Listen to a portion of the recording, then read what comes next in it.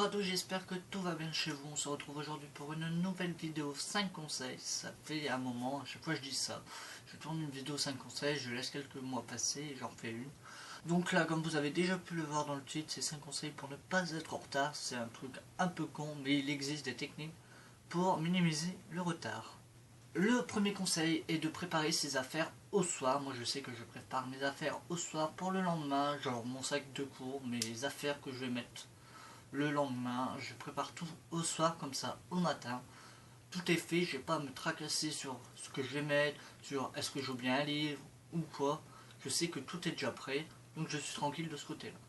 Le deuxième conseil, c'est de se lever bien en avance. Si vous savez qu'il vous faut 40 minutes pour vous préparer, et bien levez-vous une heure avant. Et si vous faites une heure pour vous préparer, déjeuner, machin truc, et ben vous décalez tout le temps de 20 minutes en plus. N'ayez pas peur de mettre 20 minutes en plus. Le réveil, genre si vous devez vous lever à 6h pour 7h, ben mettez-le à 5h40, 20 minutes, ça va pas vous tuer.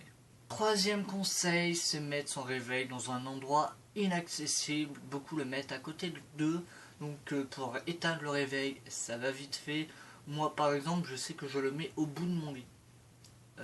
Donc quand mon réveil sonne, je dois m'asseoir sur mon lit, je dois me mettre à quatre pattes pour arriver jusqu'au bout de mon lit, je dois passer ma main au-dessus du lit pour l'attraper sur le pouf qui est derrière mon lit, pour ensuite l'éteindre, le réveil. Donc déjà en ayant fait tout ça, ça vous réveille un peu. Et après, je vous demande pas d'être médium, mais il faut être prévoyant. Si vous prenez les transports en commun, et ben regardez bien les horaires. N'ayez pas peur de prendre le bus d'avant par exemple, ou le train d'avant. Je sais que moi par exemple, généralement mon train est à 21, 22, quelque chose comme ça. Et si je prends par exemple un bus, il me dépose à 18. J'aurai limite le temps d'arriver à 18, d'aller biper ma carte passe-passe et d'aller dans le train. Mais je préfère prendre le bus d'un quart d'heure avant qui me dépose à pile, quitte à me faire chier 20 minutes sur le quai dans le froid.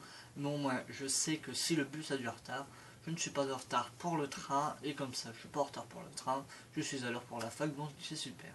Dernier conseil, si vous faites la route à plusieurs, ça c'est plutôt si vous êtes en voiture, mais aussi en transport en commun en fait. Mais quoique si la personne est en retard, vous n'allez pas l'attendre et donc vous n'allez pas rater le train pour elle, donc vous n'allez pas arriver en retard pour elle. Surtout en voiture, je sais que moi si ma soeur pour me déposer en voiture à la fac, elle me dépose et je sais que je passe prendre une amie. Et en plus de mon retard, mon amie peut avoir du retard, je peux lui envoyer. Je suis en bas de chez toi et elle met... Des fois ça va, elle arrive tout de suite, mais des fois il faut 5 minutes pour qu'elle termine de se préparer. Donc si j'ai pas prévu les 5 minutes de retard de ma pote, ça fait que j'arrive 5 minutes en retard sur le planning que j'avais prévu. Et si j'avais prévu d'arriver pile à l'heure, genre je commence à 8h, j'avais prévu d'arriver à 8h pile, ben j'arriverai à 8h05 passé et donc je serai en retard. Et voilà, cette vidéo est déjà terminée, j'espère qu'elle vous aura plu. Moi je vous fais des gros bisous et je vous dis à la semaine prochaine pour une prochaine vidéo. Et sur ce, portez-vous bien.